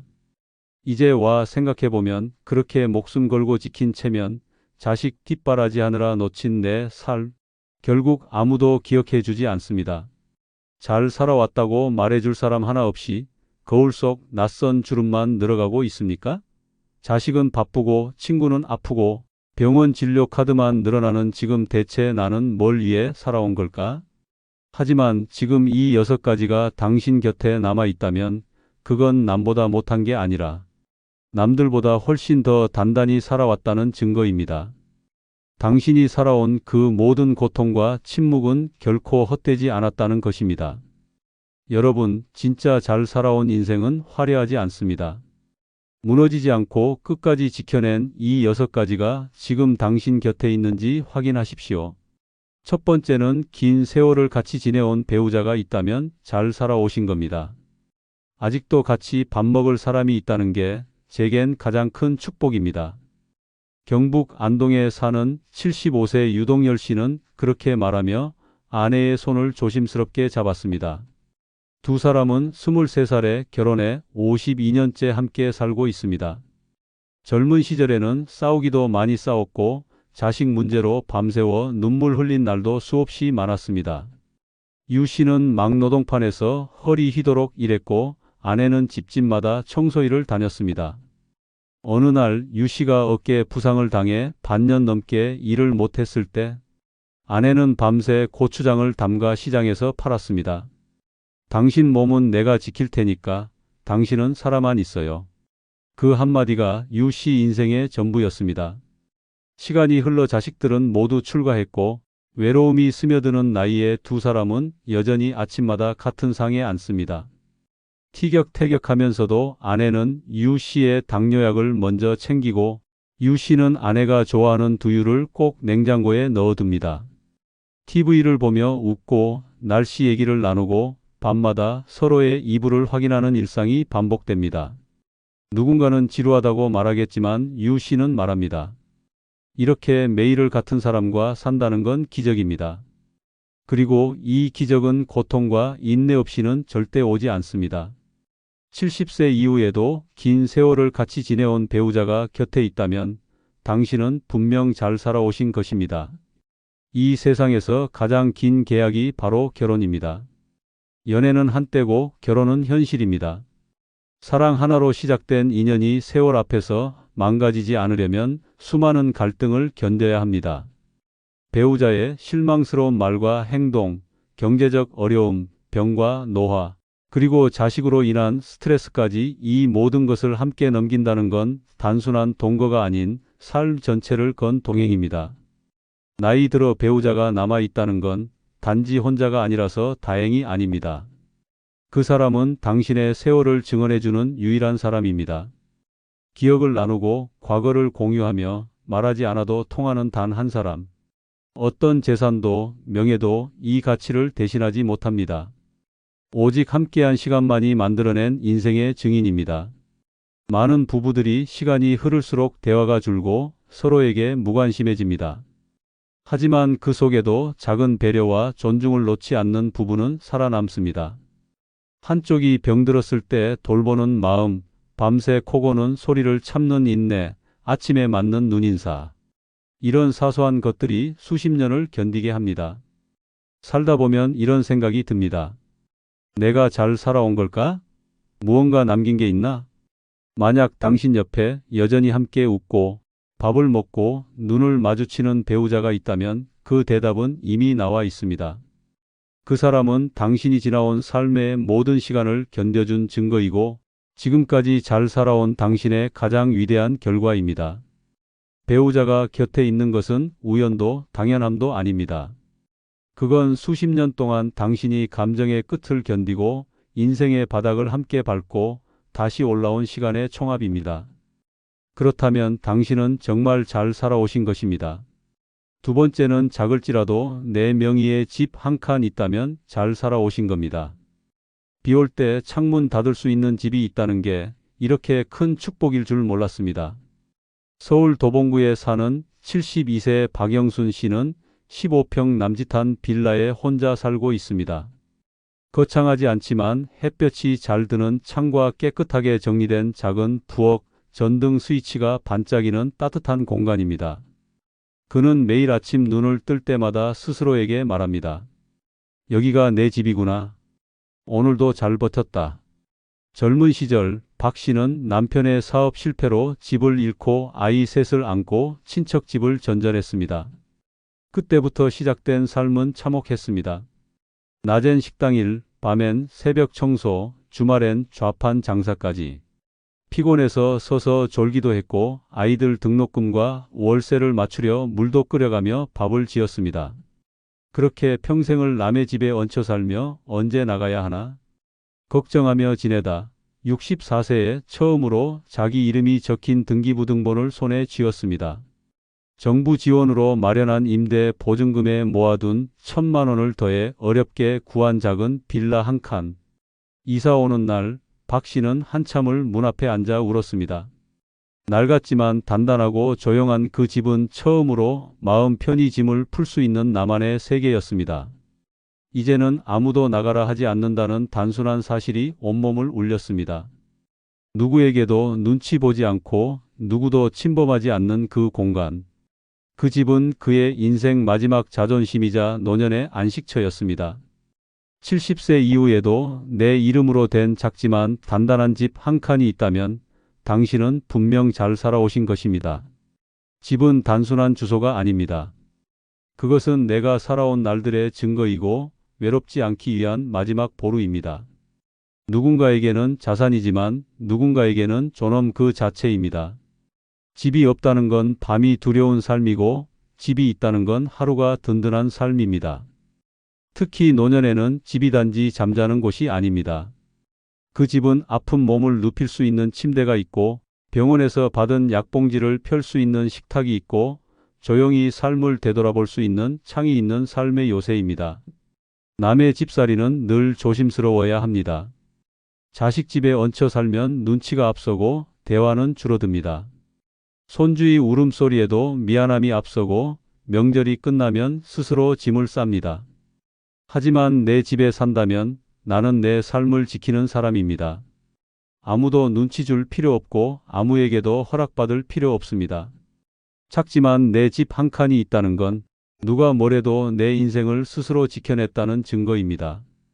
그 안에 내가 만든 시간이 있고 내가 이겨낸 세월이 있고 내가 살아있다는 흔적이 있습니다. 그 집이 있기에 오늘도 불안하지 않고 내일도 외롭지 않습니다. 이제 남은 인생에서 정말 필요한 건 대단한 집이 아닙니다. 내가 숨 쉴 수 있는 나만의 자리. 그 자리가 있다면 당신은 분명 잘 살아오신 것입니다. 작지만 내 집 한 칸, 그 한 칸이 당신의 외로움을 막아주는 단 하나의 성벽이 됩니다.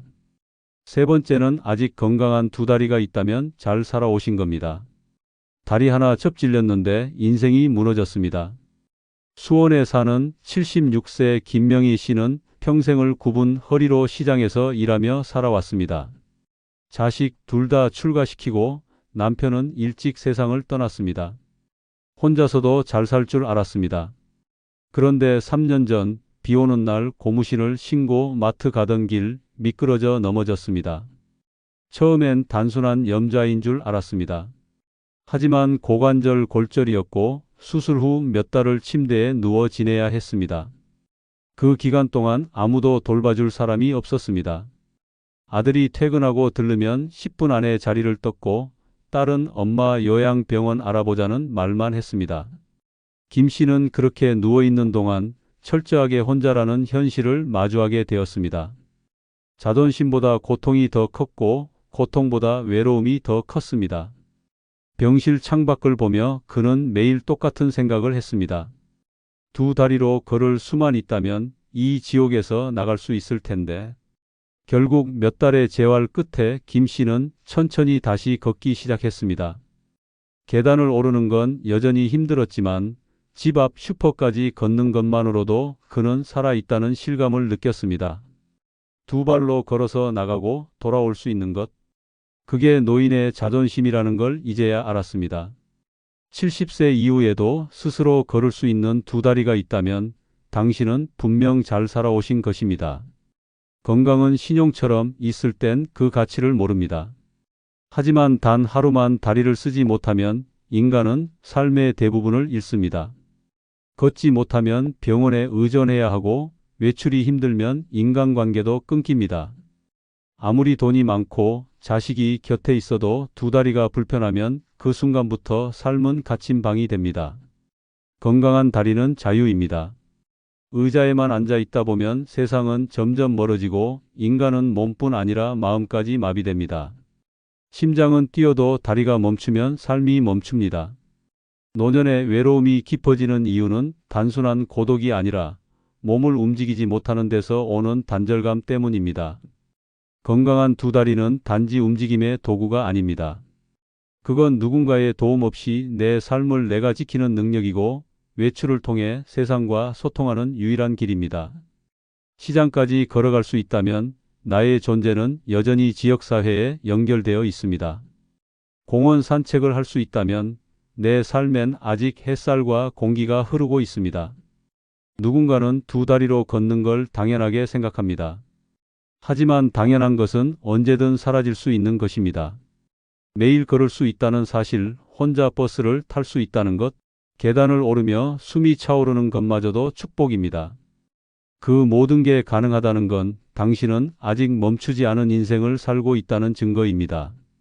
남들이 가진 재산, 자식, 명예가 아무리 부러워도 당신이 여전히 자기 발로 걷고 서고 움직일 수 있다면 이미 그 어떤 것보다 귀한 자산을 가진 사람입니다. 건강한 두 다리는 단순한 신체 조건이 아니라 살아있다는 증명이고 존엄의 마지막 선입니다. 그 다리를 매일 움직이고 감사하며 살아간다면 당신은 정말로 잘 살아오신 것입니다. 당신이 걷는 그 길이 노년의 외로움을 뚫고 나가는 생존의 행보입니다. 오늘도 당신의 두 발이 당신의 삶을 지키고 있습니다. 네 번째는 자식과의 오해 없는 사이라면 잘 살아오신 겁니다. 엄마는 늘 그랬어요. 말 안 하고 다 참으니까 우리도 몰랐던 거예요. 경기도 용인에 사는 74세 최말순 씨는 이 말을 듣고 처음으로 울었습니다. 자식 셋을 키우는 동안 그는 단 한 번도 본심을 털어놓은 적이 없었습니다. 무조건 참았습니다. 가난해도 웃었고 섭섭해도 침묵했습니다. 말하면 상처받을까봐, 서운하다고 하면 철없는 엄마 될까봐 끝없이 삼켰습니다. 하지만 세월이 흐르자 오히려 자식들과의 거리는 더 멀어졌습니다. 생일에 전화도 없고 명절에 형식적으로 다녀가는 모습에 서운함이 쌓였습니다. 한 번은 큰딸에게 요즘 왜 전화가 없니라고 물었더니 이런 대답이 돌아왔습니다. 엄마가 뭘 원하시는지도 모르겠고 전화하면 잔소리 들을까봐 그래요. 그날 밤 최 씨는 자식들과 마음의 거리가 몇십 년은 된 것 같다고 느꼈습니다. 내내 잘해줬다고 생각했는데 오히려 벽이 되어 있었던 겁니다. 그 후 그는 마음을 고쳐 먹었습니다. 감정을 말하기로 했습니다.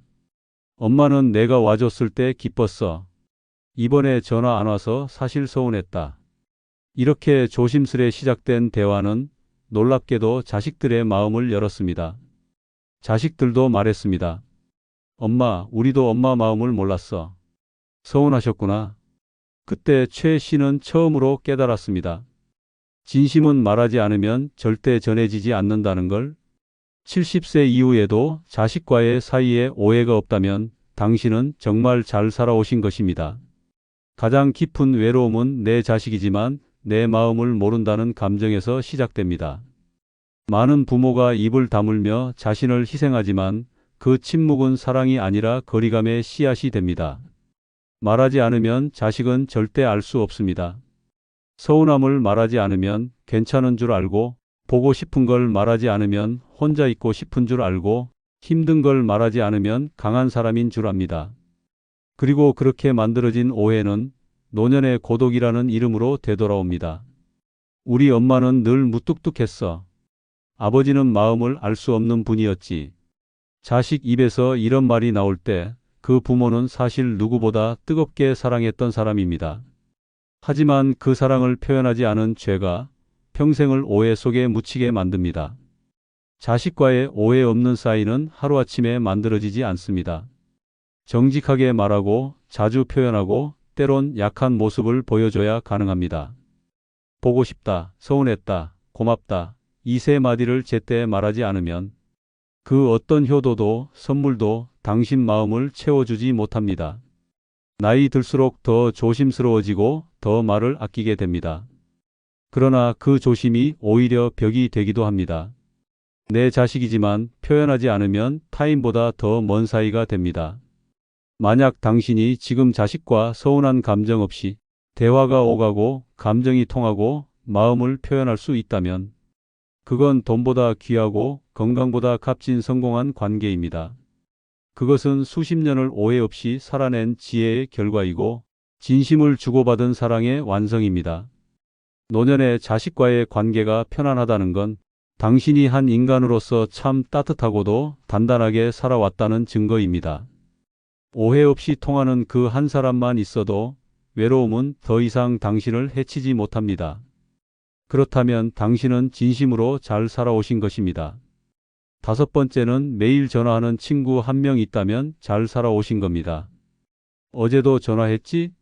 나 오늘은 기분이 좀 안 좋아.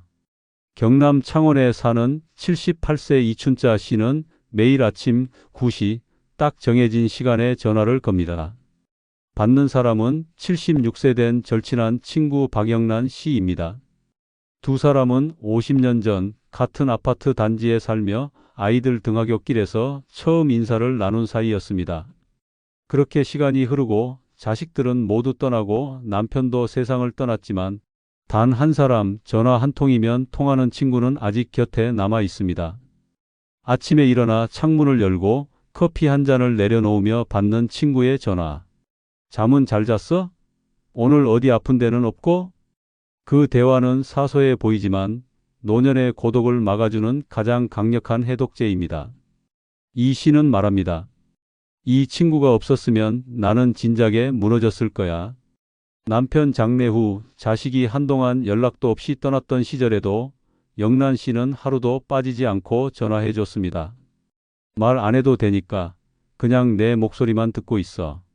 그 말 한마디에 이 씨는 고개를 끄덕이며 핸드폰을 끌어안고 눈물을 훔쳤습니다. 70세 이후에도 매일 전화할 친구 하나가 있다면 당신은 정말 잘 살아오신 것입니다. 이 나이가 되면 친구는 숫자가 아닙니다. 많은 사람이 아니라 진짜 한 사람이 필요합니다. 명절날 연락 없는 자식보다 아플 때 괜찮냐고 묻는 친구가 더 가깝습니다. 돈도 명예도 건강도 무너질 수 있지만 진심으로 걱정해주는 친구의 말 한마디는 인생을 다시 일으켜 세웁니다. 노년의 외로움이 깊어지는 이유는 소통이 단절되기 때문입니다. 눈이 침침해 문자도 보기 어렵고 귀가 어두워 TV도 시끄럽게 들려오는 어느 날 사람은 세상과 단절되었다고 느낍니다. 하지만 그때 전화 한 통 걸 수 있는 친구가 있다면 그 고립은 무너지게 됩니다. 그 친구는 내 젊은 시절을 알고 있고 내 인생의 슬픔과 기쁨을 함께 견뎠으며 무너진 마음을 굳이 설명하지 않아도 알아주는 단 한 사람입니다. 어릴 적 친구, 직장 동료, 이웃이었을 수도 있지만 그 모든 시간을 지나 노년까지 남아있는 친구는 하늘이 내린 관계입니다. 사람은 누구나 떠납니다. 자식은 바빠서 멀어지고 가족도 각자의 삶에 집중합니다. 하지만 하루에 단 몇 분이라도 목소리를 나눌 친구가 있다면 그 사람은 당신의 하루를 지탱해주는 정신적 지주입니다. 대화가 아니라 생존입니다. 웃음이 아니라 위로의 뿌리입니다. 그 친구 없으면 내 하루는 시작도 안 돼. 이 말이 나온다면 그건 단순한 감정이 아닙니다. 그건 오랜 시간 쌓아온 인생의 성과입니다. 모두가 떠난 이 시기에 여전히 서로를 챙기는 친구 하나가 남아 있다는 것, 그건 돈으로 살 수도 명예로 만들 수도 없는 진짜 성공입니다. 70세 이후에 매일 전화할 친구 하나가 있다면 당신은 외롭지 않은 사람입니다. 그리고 무엇보다 당신은 진심으로 잘 살아오신 사람입니다. 여섯 번째는 마음속에 원망 없이 잠들 수 있다면 잘 살아오신 겁니다. 잠들기 전엔 꼭 하늘을 봅니다. 오늘 하루 누구도 미워하지 않았다는 걸 확인하려고요. 인천에 사는 77세 문창희 씨는 매일 밤 창문을 열고 별을 바라봅니다. 젊은 시절 그는 세상에 대한 분노로 가득 찼던 사람이었습니다. 동생 대신 공장에 들어갔고 결혼 후에도 남편의 폭언과 가난 속에서 숨죽여 살았습니다. 자식 셋을 위해 자신의 꿈도 접었습니다. 그렇게 40년을 참고 살아냈는데 돌아온 건 자식들의 무관심과 남편의 무책임한 죽음뿐이었습니다. 문 씨는 오랫동안 속으로 끓었습니다. 내가 왜 이렇게 살았을까? 그 사람들은 나를 사람으로 봤을까? 밤마다 이불을 뒤집어 쓰고 이를 갈았고 마음속에는 한 맺힌 이름들이 떠올랐습니다. 그러던 어느 날 문 씨는 병원에서 고혈압성 뇌출혈 초기 진단을 받았습니다. 의사는 말했습니다. 스트레스를 줄이지 않으면 다음은 치명적일 수 있습니다. 그날 밤 문 씨는 스스로에게 물었습니다. 이렇게까지 원망하면서 살아야 하나? 그리고 그날부터 하루에 하나씩 마음속 원망을 지워보기로 결심했습니다. 남편의 이름을 먼저 내려놓았습니다. 그의 무책임함을 용서한 건 아니지만 이제 그에게 마음을 줄 이유가 없다고 스스로에게 말했습니다. 다음은 자식들이었습니다. 그들이 내 삶을 보상해 주지 않더라도 내 인생은 내가 선택한 시간의 결과라는 걸 받아들였습니다. 몇 달이 지나고 문 씨는 매일 밤 잠자리에 들기 전에 되뇌었습니다. 오늘도 아무도 미워하지 않았다. 그리고 그날 처음 오롯이 편안한 잠을 잤습니다. 온몸을 감싸던 긴장과 원망이 사라지니 어깨가 가벼워지고 눈물이 줄었습니다.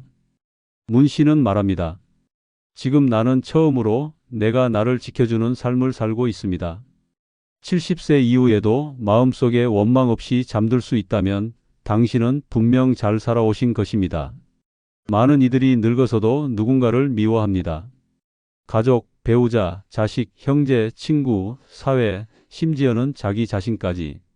그 마음속 미움이 몸을 병들게 하고 정신을 갉아먹습니다. 잠이 오지 않고 가슴이 답답하고 말끝마다 누군가에 대한 원망이 담깁니다. 그러나 그 미움은 상대를 다치게 하지 않습니다. 오직 당신만 무너뜨릴 뿐입니다. 누군가를 탓하고 후회하고 지나간 인연을 저주하는 삶은 자신을 수십 년간 가두는 감정의 독방입니다. 그 방 안에서는 절대 평온을 얻을 수 없습니다. 오직 용서와 수용만이 그 문을 열 수 있습니다. 하지만 이 용서는 결코 상대를 위한 것이 아닙니다. 살아남은 내가 나답게 숨쉬기 위한 최후의 선택입니다. 마음속에 원망이 없는 사람은 모든 것을 내려놓은 사람이 아닙니다. 오히려 모든 걸 충분히 겪었기에 더는 끌어안지 않기로 용감히 선택한 사람입니다. 오늘 하루도 미움 없이 눈을 감을 수 있다면 당신은 세상 누구보다 단단하고 위대한 인생을 살아낸 사람입니다. 이 나이에 편안히 잠든다는 것은 단순한 생리현상이 아닙니다. 그건 인생 전체가 평화롭게 정리되었다는 신호입니다. 세상이 나를 몰라줘도 괜찮습니다. 자식이 모른 척해도 친구가 멀어져도 상관없습니다.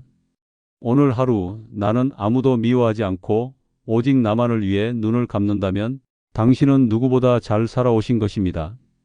진짜 부자는 돈이 많은 사람이 아니라 마음속에 원망 없이 잠들 수 있는 사람입니다. 마지막으로 한 번 더 말씀드립니다. 진짜 잘 살아온 인생은 화려하지 않습니다. 늘 행복하시기 바랍니다.